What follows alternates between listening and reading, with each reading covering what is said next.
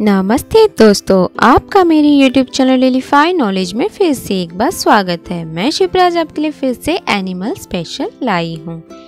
पहला, दोस्तों क्या आप विक्टोरिया क्राउन कबूतर के बारे में जानते हैं? विक्टोरिया क्राउन पिजन एक बड़ा नीला ग्रे कबूतर है जिसमें सुरुचिपूर्ण नीले फीते जैसी शिखाएं, मैरून स्तन और लाल रंग की आंखें होती है। यह न्यू गिनी क्षेत्र के मूल निवासी 4 अद्वितीय बहुत बड़े जमीन पर रहने वाले कबूतरों के एक जीनस का हिस्सा है। पक्षी को उसके शिखरों पर अद्वितीय सफेद युक्तियों और पुकारते समय की गई उसकी गहरी हुपिंग ध्वनियों से आसानी से पहचाना जा सकता है। इसका नाम ब्रिटिश सम्राट महारानी विक्टोरिया की याद में रखा गया है। यह प्रजाति आमतौर पर 73 से 75 सेंटीमीटर लंबी होती है। कुछ नमूने 80 सेंटीमीटर की लंबाई और 3.5 किलोग्राम के वजन से अधिक हो सकते हैं। यह वयस्क शरीर द्रव्यमान में औसतन 2.39 केजी के औसत से 2 अन्य ताज वाले कबूतर की तुलना में थोड़ा बड़ा है। इस प्रकार इसे पृथ्वी के कबूतर की सबसे बड़ी जीवित प्रजाति माना जाता है। यह कबूतर उत्तरी न्यू गिनी और आसपास के द्वीपों की तरह और तराई और दलदली जंगलों में पाई जाती है। कभी-कभी इस प्रजाति के पक्षी पहाड़ियों से लगभग 3000 फीट की ऊंचाई तक पहुंच सकते हैं। दूसरा, दोस्तों क्या आप फ्रिजल चिकन के बारे में जानते हैं? फ्रिजल मुर्गी की एक नस्ल है। इसे कई यूरोपीय देशों और ऑस्ट्रेलिया में एक विशिष्ट नस्ल के रूप में मान्यता प्राप्त है। इसकी उत्पत्ति अज्ञात है। माना जाता है कि इसकी जीन की उत्पत्ति एशिया में हुई थी। 18वीं शताब्दी के बाद से सुदूर पूर्व से भुरभुरा मुर्गियां रिपोर्ट की गई है। पंखों के कर्लिंग के लिए जीन सामान्य पंख पर अपूर्ण रूप से प्रभावशाली है। नस्ल के सभी सदस्यों में पंख फ्रिजल पक्षी जीन के लिए विषम युग्मजी होते हैं।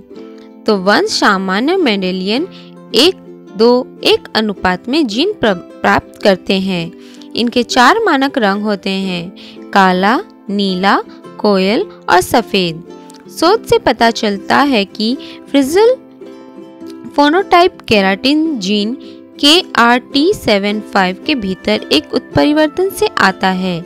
एक विलोपन जिसने एक्सॉन 5 और इंट्रॉन 5 के हिस्से को हटा दिया है और ब्याह स्थल को बेहतर बना दिया है। कुछ भी कहो दोस्तों, यह चिकन कोई खाना नहीं चाहेगा क्योंकि यह बहुत ही क्यूट है। तीसरा, दोस्तों क्या आप लीफी सी ड्रैगन के बारे में जानते हैं? पत्तेदार सी ड्रैगन स्निग्नाथिडे परिवार में एक समुद्री मछली है जिसमें सी ड्रैगन, पाइप फिश और सी हॉर्स शामिल है। यह ऑस्ट्रेलिया के दक्षिणी और पश्चिमी तटों पर पाया जाता है। नाम उपस्थिति से लिया गया है जिसमें पूरे शरीर से लंबे पत्ते जैसे उभार आते हैं। इन प्रोटेशियंस का उपयोग प्रणोदन के लिए नहीं किया जाता है। वे केवल छलावरण के रूप में काम करते हैं। यह अपनी गर्दन के रीढ़ पर एक पेक्टोरल फिन के माध्यम से और पूंछ के अंत के करीब अपनी पीठ पर एक पृष्ठीय पंख के माध्यम से खुद को आगे बढ़ाता है।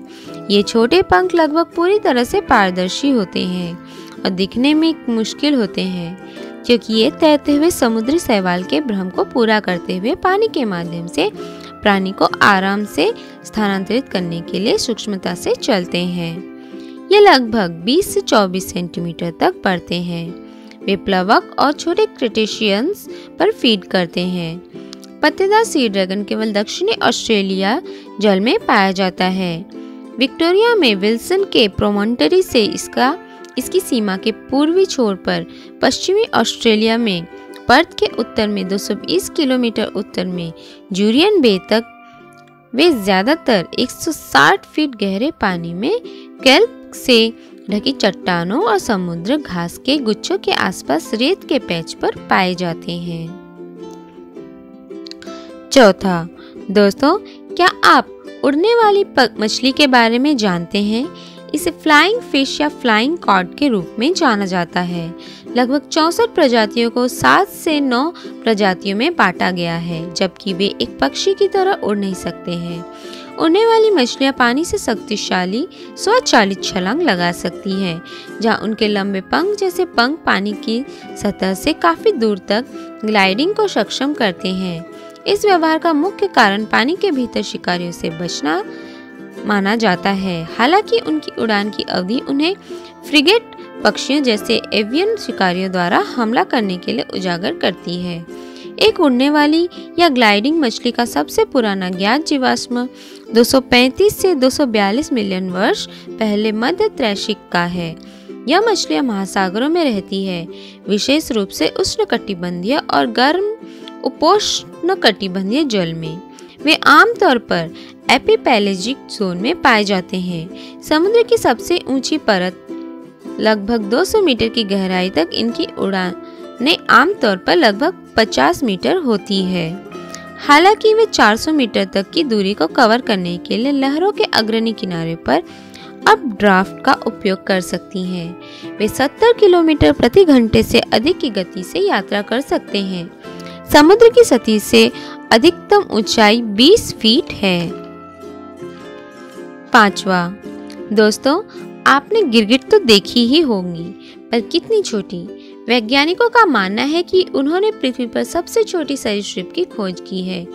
एक गिरगिट उपप्रजाति जो सूरजमुखी के बीज के आकार का है, हिंद महासागर में अफ्रीका के दक्षिण पूर्वी तट से दूर एक द्वीप देश मेडागास्कर में एक जर्मन मेडागास्कर अभियान दल द्वारा 2 छोटी छिपकलियों की खोज की गई। इसे ब्रुकेशिया नाना या नैनो गिरगिट का नाम दिया गया। नर 0.87 इंच लंबा है। नाक से पूंछ के अंत तक शरीर की लंबाई केवल 0.53 इंच है। दिलचस्प बात यह है कि मादा नर की तुलना में बड़ी है, जिसकी माप 1.14 इंच है। म्यूनिख में जूलॉजी के बवेरियन स्टेट कलेक्शन के अनुसार यह हाल ही में खोजा गया नैनो गिरगिट सरीसृपों की लगभग 11,500 प्रजातियों में सबसे छोटा है। शोधकर्ताओं ने पाया है कि यह वर्षावन के तल पर घुन का शिकार करता है और रात में घास के ब्लेड में शिकारियों से छिप जाता है।